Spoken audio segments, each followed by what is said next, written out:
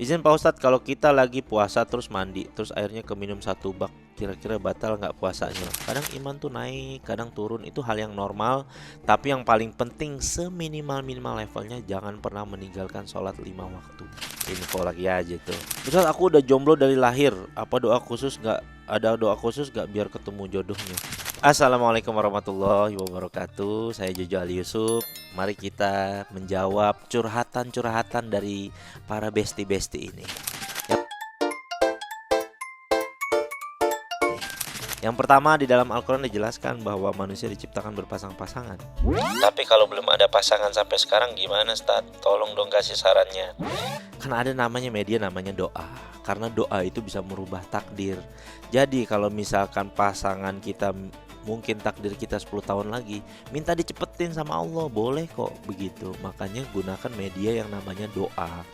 Jadikan doa itu sebagai harapan kita dan seni merayu kepada Allah Subhanahu wa taala. Jadi kita merayu, ya Allah, tolong dong jodoh saya dong yang baik, yang untuk dunia akhirat saya, baik untuk kehidupan saya dunia akhirat gitu.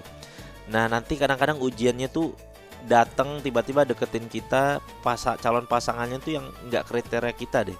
Nah, sebenarnya itu jawaban doa kita, cuma kadang-kadang ya kan, mohon maaf, pengennya seleranya Harry Style, ya kan, terus personilnya Big Bang gitu-gitu. Mohon maaf banget ibadahnya tapi masih ngawur. Ya, itu lebih ke tahu diri aja ya gitu. Oke, pertanyaan kedua, Ustadz, apakah wajar merasa lelah secara spiritual dan bagaimana cara memulihkannya? Lelah secara spiritual itu hal yang normal, ada namanya masa futur atau kadang-kadang merasa lelah.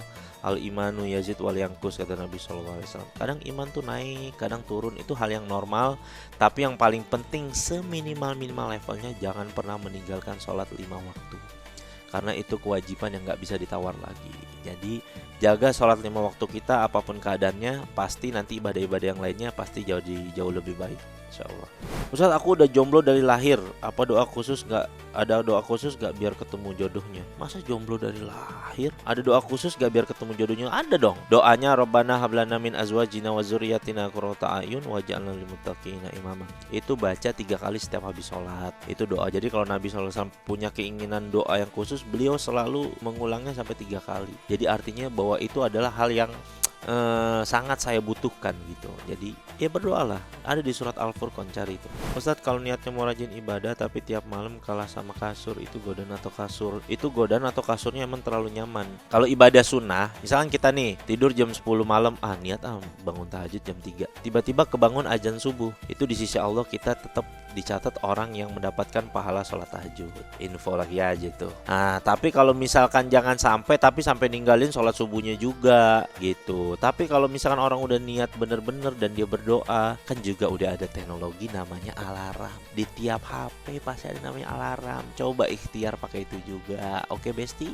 Kalau sahur niatnya bangun tapi ujung-ujung kebablasan, puasanya tetap sah kan ya Ustadz? Sah dong, kan dari malam udah niat, tetap sah kok puasanya. Diteruskan aja, jangan sampai ditinggalin puasanya ya. Izin Pak Ustadz, kalau kita lagi puasa terus mandi, terus airnya keminum satu bak, kira-kira batal nggak puasanya?